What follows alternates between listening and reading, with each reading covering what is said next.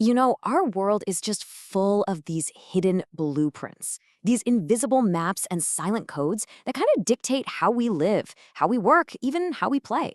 Most of the time, we're just following along, not even realizing they're there. But today, yeah, today we're going to pull back that curtain. Okay, does this thing look familiar to you?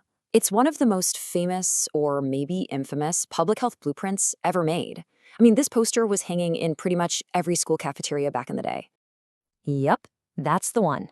The 1992 food pyramid. This thing was pitched as the absolute definitive map to a healthy life.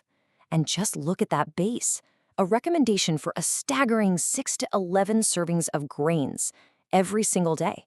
That was the official game plan. But here's where the story gets really wild.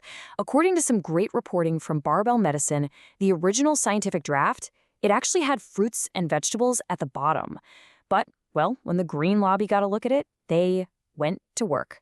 The USDA ended up overriding its own scientists and just flipped the whole pyramid upside down. And just like that, an official guide for our health was redrawn, not by science, but by industry. And that right there is the whole point. The official blueprints we get handed in life, they're not always the full story, not by a long shot. They can be influenced, they can be super outdated, or sometimes they can just be flat out wrong.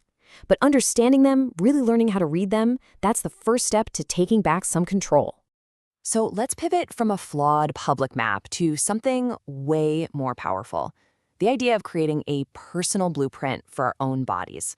We're going to go from vague, generic advice to cold, hard, precision data. See, on the left, you've got the old way of doing things. That fuzzy advice like avoid too much sugar.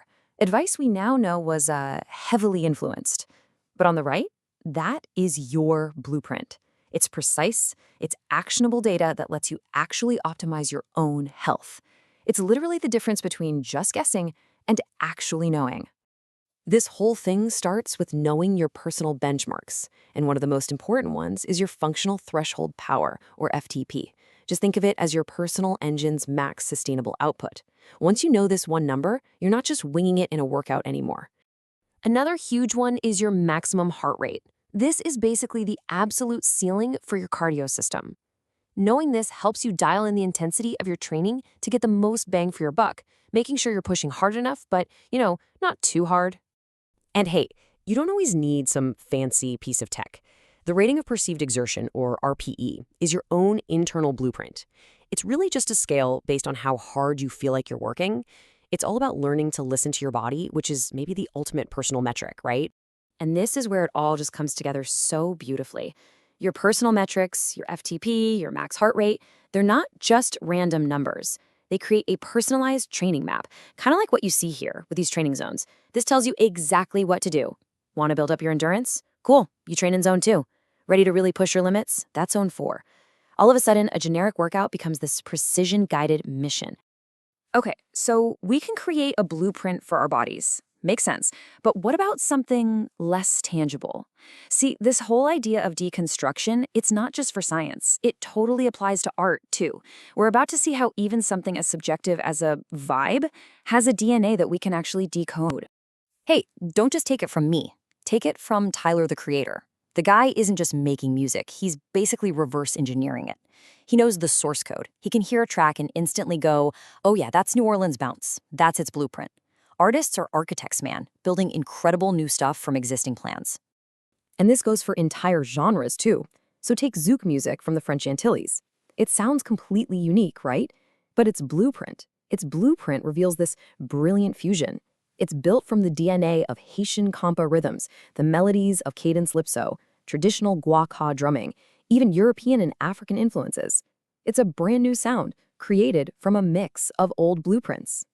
So, here's the big takeaway from all this. Even a feeling, a vibe, a song, it has a formula. It has a blueprint. And once you can see that structure, you can understand it on a way, way deeper level. And this doesn't just apply to our bodies or our art, but to our entire society. So let's zoom out to the macro level.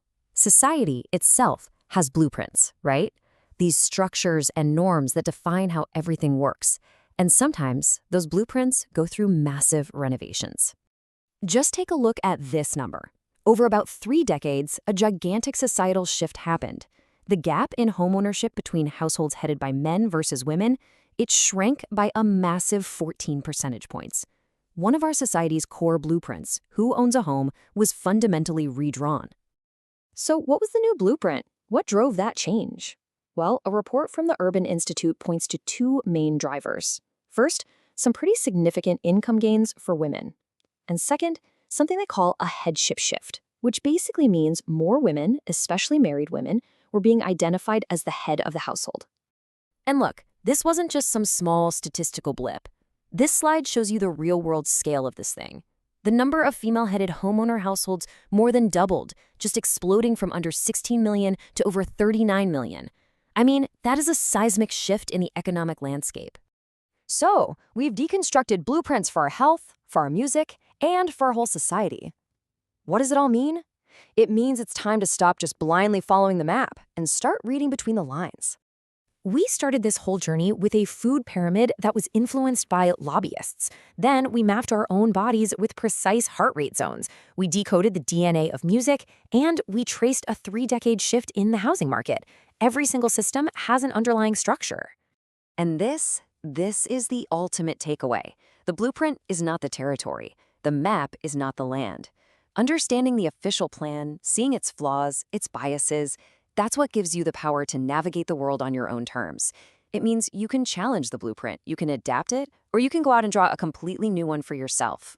So I'll just leave you with this question to chew on.